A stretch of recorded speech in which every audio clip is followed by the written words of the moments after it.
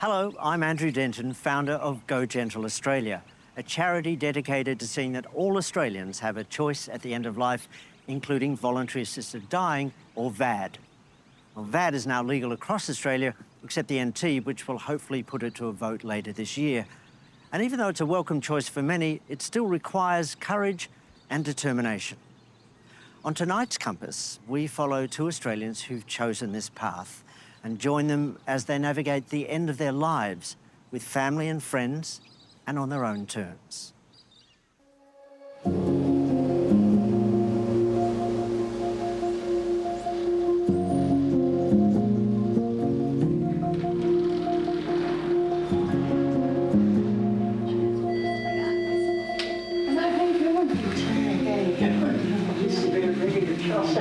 Mum is brilliant, stubborn, caring. He was interested in what's going on here. He said, loving, insulted me. brave. Berwyn is dying, and doctors say she has only 12 months to live. Berwyn is approaching the end of her life and wouldn't be surprised if she died in the next 12 months. I'm Cactus. Like Berwyn, more and more Australians are taking control at the end of their lives. I have the choice to go peacefully and without pain. Jason is a warrior and he has fought really hard with this disease.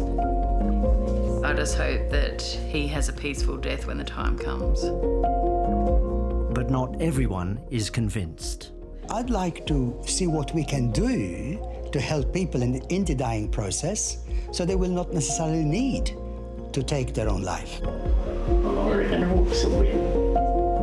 I'm sad for us, I'm sad for Mum, I'm sad for everybody she's leaving. But I'm not sad for her. She's happy with what she's written and she's ready to write that last sentence. Thank you for allowing me to tell my story.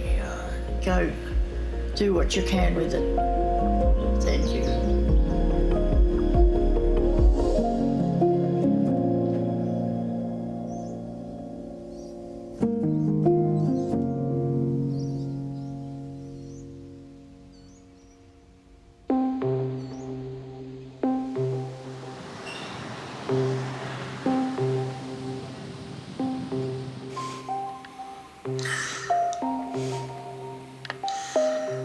I struggle on a daily basis.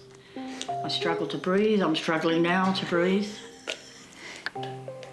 82-year-old Berwyn Clayton is a retired educator from Canberra. Last year, she was diagnosed with cancer in her lungs, breast and bowel. Berwyn has opted for voluntary assisted dying and has passed the first stage of the required assessments.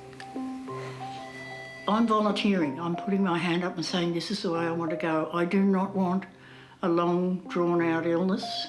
I've had a very good life, had a great career, got a wonderful family, a network of brilliant friends, and I want to leave them as I want to leave them. She's been unwell for over 30 years. She's had COPD. When we were in Sydney, she couldn't breathe. And I think the fear of what the end was going to look like for her was just really scary. Voluntary assisted dying came into effect in Canberra last year.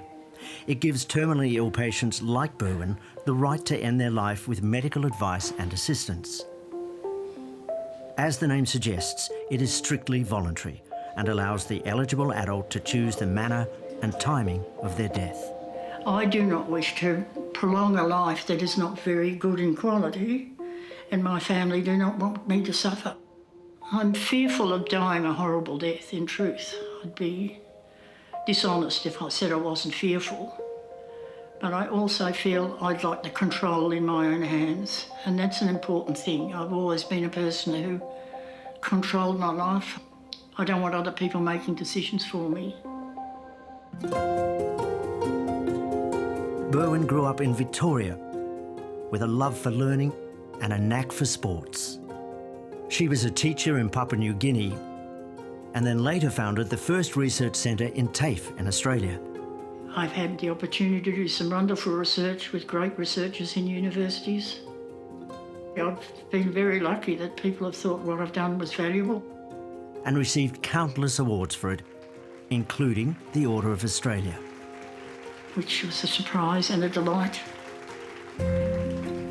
Today, an old colleague has come to visit. I think I've known Berwyn for about 18 years now, and it's through the vet sector, vocational education and training. Hello. Hello. We finally catch up face to face after all these phone calls and all these Zooms. It's so good to see you. Thank you for coming. I really appreciate it. My pleasure. Just great having you here. Where's the gin? I know, I forgot the gin. I think with Berwyn, it's been an interesting process to see someone else go through the thought processes behind it. Why do you want to do what you're doing? How have you thought about it? It hasn't been easy. It makes it easy when I have people like you come and visit me. Denise knows this emotional terrain all too well.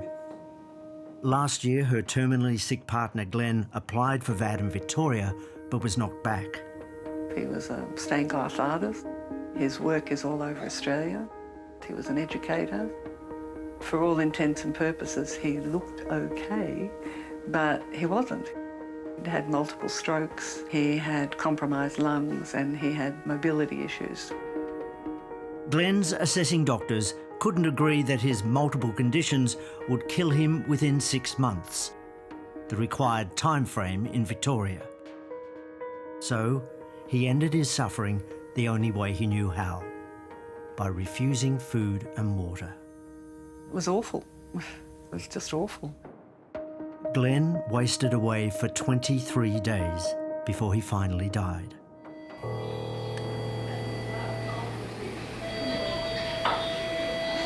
If Berwyn passes the next assessment stage, she'll be able to choose the time she wants to die with medical assistance. But she hasn't set that date yet. I'm not thinking about that. I've still got things to do, so Yeah. I'm hoping that I've got a little bit longer with family and friends. I'm not at the point where pain has taken over. And it's not as if I'm going to rush into this. The process allows you to hold off and hold off. The process allows you to withdraw from it if you so choose. And I'm not going to say, well, next week I want to die. I'm a person that has projects. I've still got projects I must finish. One of those projects is a history book showcasing Canberra's oldest homes. Several years ago, I became very interested in the architecture and houses in Canberra. So I picked 7 of Canberra's oldest suburbs. And then I started to think, who lived in these houses? Who were these people?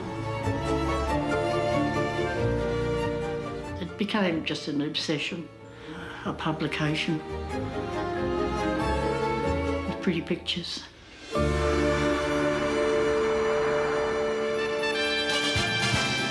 big freeze at the MCG has gone ahead for the first time without its creator and figurehead Neil Danaher after his death 2 weeks ago from motor neurone disease. Motor neurone disease affects thousands of Australians. It's a vicious disease that can lead to paralysis, and in Australia in the last 2 years, 1/3 of MND sufferers chose voluntary assisted dying.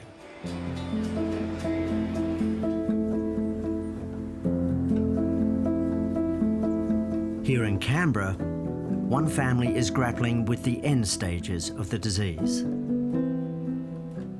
Jason, an electrician, was diagnosed with MND in 2017. He was 39 at the time, with 2 young kids. Well, I'm aware you have volunteered for voluntary assisted dying. Is that correct? No, I am. And you're aware that we're here filming to know a little bit about your story with motor neurone disease Absolutely. and VAD. Yeah. MND attacks nerve cells in the body and causes muscles to waste away. While your mind remains unaffected, Eventually, you can't move, swallow or speak. When diagnosed, Jason was given just 2 to 5 years to live. It was very frightening because we just thought he was going to die soon. There was no cure, and that the best thing to do was go home and get your affairs in order. G'day everyone, we're here in beautiful Echuca. But Jason defied the odds, and raising awareness about MND became his major focus. If anyone sees this and wants to donate for a great cause. All right, thanks all, I'm going for a shower. Now at 48, Jason has stunned doctors. He's alive, living at home, and fundraising for MND research whenever possible. He's still going. Yeah, he's actually part of the 10% club. There's not very many people with motor neurone disease in Australia that have lasted as long as he has. This is our map of Australia and some of our most favourite spots. We've got to do horizontal falls. So His wife Anthea and children have been with him every step of the way. With time running out, the family jumped into a caravan and travelled across Australia for a year.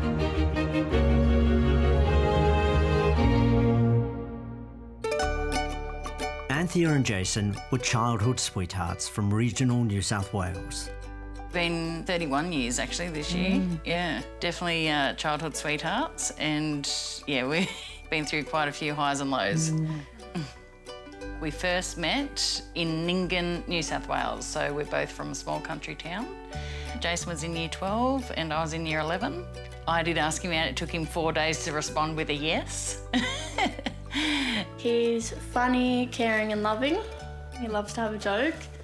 He's just a big teddy bear. And Dad went up by himself too. Good dad. I mean, she's taught me many things. Very knowledgeable. Out there working on the car or something electrical, especially electrical.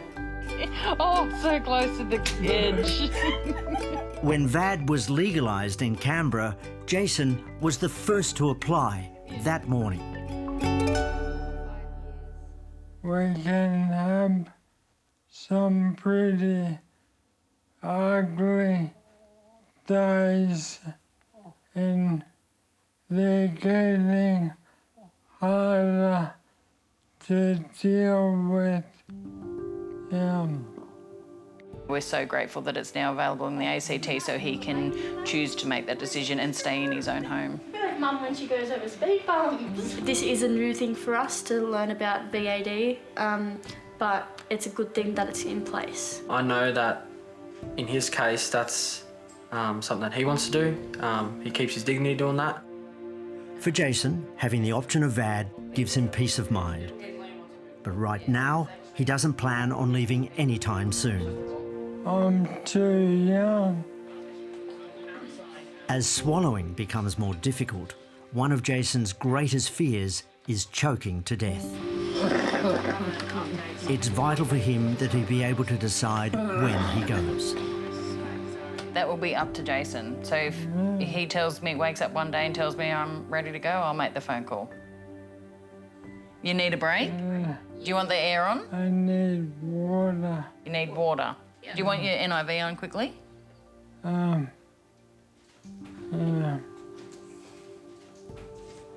Now our kids are grown and we're supposed to be doing things together by ourselves again, and that's not happening.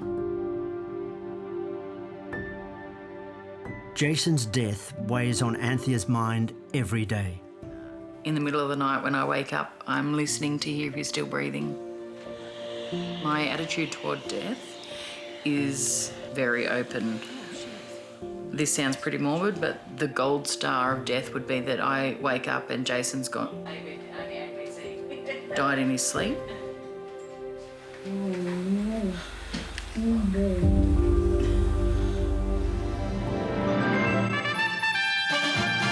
The first use of the Northern Territory Euthanasia Law has prompted outrage and support from across the nation and reaction from around the world. It was here in the Northern Territory that the first euthanasia law in the world was passed in 1995. I was and still am deeply ashamed that Australia should be the first country in the world to legalise the deliberate killing of an innocent person. Just 2 years later, that law was controversially overturned.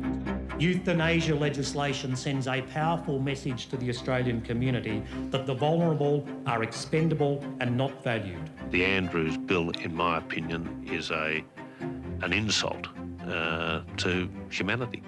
And still today, there is passionate opposition. Having open slaughter will mean we're going to have a lot more suicides. I'd like to see what we can do to help people in the dying process so they will not necessarily need to take their own life. Ironically, the Northern Territory is now the only place in Australia where voluntary assisted dying is still illegal. A bill is currently due to be put before Parliament. Juice for Tanji. Thanks, Cody. You're welcome. Dr. Tanji Lambert was part of the independent advisory panel set up to explore whether and how VAD could be a viable option in the Northern Territory. We met with over 200 people and organisations. We had a survey which received over 1,200 responses. And what we heard was really from the public, there was a wish to legalise assisted dying within a strict legal framework. After extensive consultations with health experts, regional and Indigenous communities, the panel advised a VAD law would need to be unique to the needs of the NT, particularly given the remote nature of so many communities where many Indigenous Australians live. In the NT, there are fewer doctors overall, and health services like palliative care are limited. And there may not be any specialist services in those areas, or there may be visiting services that might come once a month. When it comes to VAD, it will be critical that Indigenous organisations are involved in designing and running the services. I often get asked the question, what do Aboriginal people think about VAD? The answer is that there's not just one Aboriginal view that covers everybody. Some organisations thought that maybe this was a great way for people to be able to die on country. Other people said that this wasn't really consistent with cultural beliefs or religious beliefs. Some people thought that dying should be a natural process and interfering with that was wrong, and it wasn't something that they wanted to engage with at all.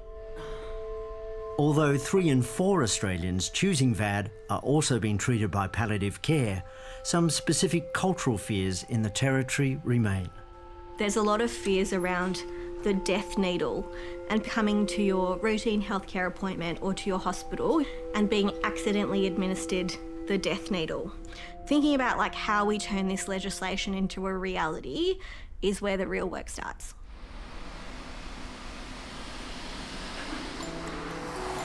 Back in Canberra, Berwyn is having her last assessment. It will determine if she'll qualify for VAD. In the ACT, to apply for VAD, you must have an advanced condition that causes intolerable suffering. You need to be over 18, have decision-making capacity, and be assessed by 2 separate health practitioners. Hello. It's lovely to meet you. My name's Dr. Kerry. It's nice to meet you. This conversation is legally required. I like to think about this as me getting an understanding about your medical conditions, what treatment options you've explored. Yeah, all right. Significant safeguards around VAD exist in all states and the ACT. One of those requires Dr. Ost to ensure that Berwyn is not being coerced into applying for VAD. And whether you feel that there's any explicit coercion or implied coercion. Absolutely not, no. In fact, if truth be known, if we asked all of my family and they were given an alternative, they say, no, keep going, Mum, keep going. Yeah. And then we also, with their permission, have conversations with other people who are, such as their general practitioner, their non-GP specialists, and sometimes even family and friends. This provides us with a good picture about whether somebody is hesitant about accessing VAD or whether it's something that they're coming to on their own terms. So it's a really important thing that VAD occurs alongside your usual care. It is not an either-or. So we continue palliative care and we go as fast or as slow as you need. I appreciate that. Doctors and health staff can opt out from participating in VAD in all states and the ACT if they wish. One of the principles of the ACT model is that you can object but not obstruct, which means that if somebody would like to talk about VAD and it's not something that you're comfortable with or it doesn't sit with your own values, you don't have to be the person who's involved in that process, but you do have to provide information for the care navigator team so that the patient can access that on their own.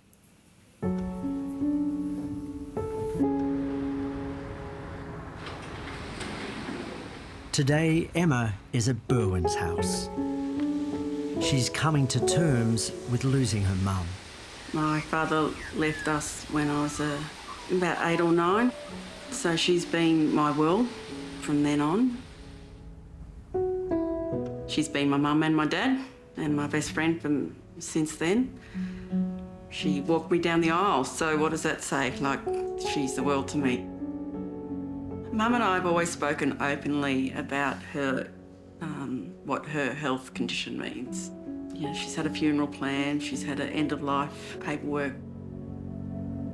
The voluntary assisted dying conversation has been around us for many years.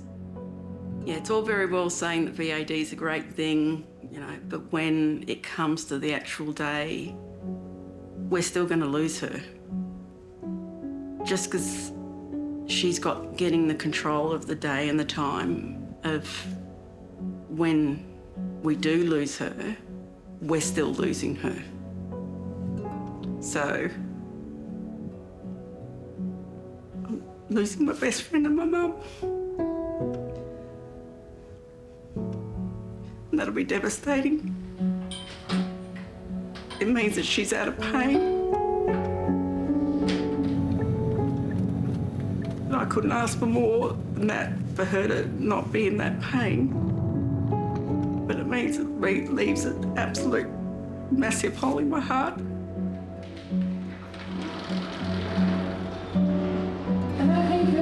Did you do the dishes? I did actually do the dishes. You're very ready to toss it in. Very good. Good done.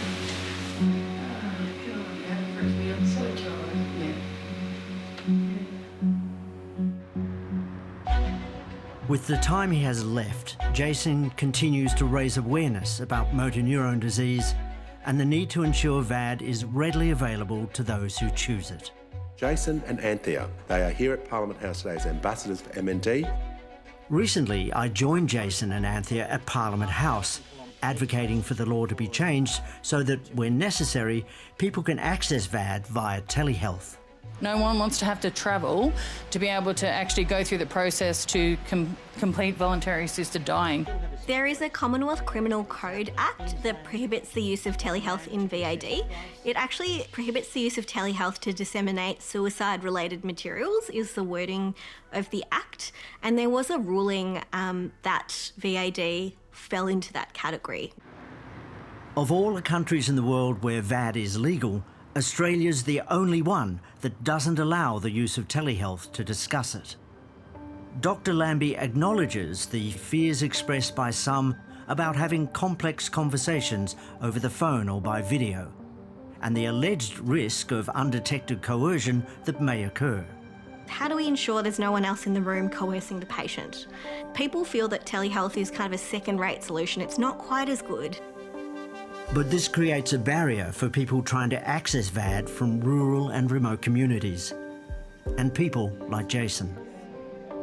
The Australian Medical Association argues that telehealth is now an accepted part of medical practice and should be the same for VAD. The AMA, it's their stated position, they want this prohibition lifted. Jason is a warrior and he has fought really hard with this disease.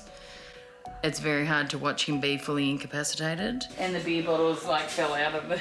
But we laugh every day. I don't think that that's going to change. Yeah, I just hope that he has a peaceful death when the time comes. Do something and enjoy life as much as you can while you can.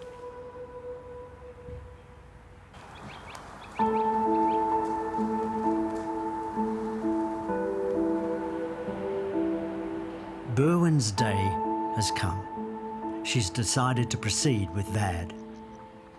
Her son Ben has flown down from Queensland. So I came down my own last night about 11 o'clock. Spent the night sleeping in the aged care facility with my sister and mum. It is a little confronting to have it on a time schedule, to actually look at your watch and know there is a time. Have a seat. 1, 2, 3. Easy. I decided it was time that I didn't have to battle on any longer, that it was too difficult, and I decided that enough was enough. The last couple of days were a real struggle, and last night was quite tough, and sitting next to her while she was having real difficulty breathing made me realise that that decision that she made was absolutely the right one. I think being able to decide how her story finishes, like it's all in her control. We should be happy for Omar that she can do this. She's happy with what she's written and she's ready to write that last sentence, so I don't think it's sad at all. I'm sad for us, I'm sad for Mum, I'm sad for everybody she's leaving, but I'm not sad for her. I feel quite peaceful about the whole process. And I'm content that I've made this decision, and I know I'll miss her immensely, but I think she's leaving an absolute legacy in the ACT. Thank you for allowing me to tell my story. Go do what you can with it. Thank you.